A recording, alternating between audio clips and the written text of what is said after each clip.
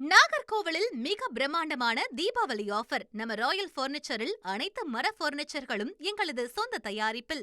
கரூர் சம்பவத்திற்கு பிறகாக தமிழக வெற்றிக் கழக தலைவர் விஜய் நேரடியாக தமிழக வெற்றிக் கழகத்துடைய தலைமை அலுவலகத்திற்கு இன்று மாலை வந்திருக்கிறார். தமிழக வெற்றிக் கழகத்தின் சார்பில் கடந்த மாதம் 27ஆம் தேதி கரூர் வேலுசாமிபுரத்தில் பிரச்சாரம் மேற்கொண்ட போது பரப்புரையில சிக்கி மூச்சு திணறல் காரணமாக 41 பேர் உயிரிழந்தது பெரும் பரபரப்பை ஏற்படுத்தியிருந்த நிலையில கட்சியுடைய முக்கிய நிர்வாகிகள் பொதுச் செயலாளர் ஆனந்த், துணை பொதுச் செயலாளர் நிர்மல்குமார், கரூர் மாவட்ட செயலாளர் மதியழகன் மற்றும் நிர்வாகி பவுன்ராஜ் மீது வழக்குகள் பதிவு செய்யப்பட்டுள்ளது. இந்த நிலையில இன்று அவர் பிணையில, அதாவது ஜாமீன்ல கரூர் மாவட்ட செயலாளர் விடுவிக்கப்பட்டிருந்தார். நேரடியாக அந்த இடத்திலிருந்து, அதாவது திருச்சி மத்திய சிறையிலிருந்து வெளிவந்ததற்கு பிறகாக நிர்வாகி நேரடியாக கட்சியுடைய தலைவரை பார்ப்பதற்காக சென்னை புறப்பட்டிருந்தார்.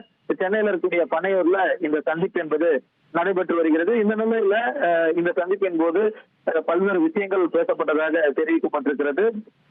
இந்த சந்திப்பின் போது கட்சியுடைய மாவட்ட செயலாளர் குடும்பத்தினர், மனைவி மற்றும் மகன்கள் உடனிருந்திருக்கின்றனர்.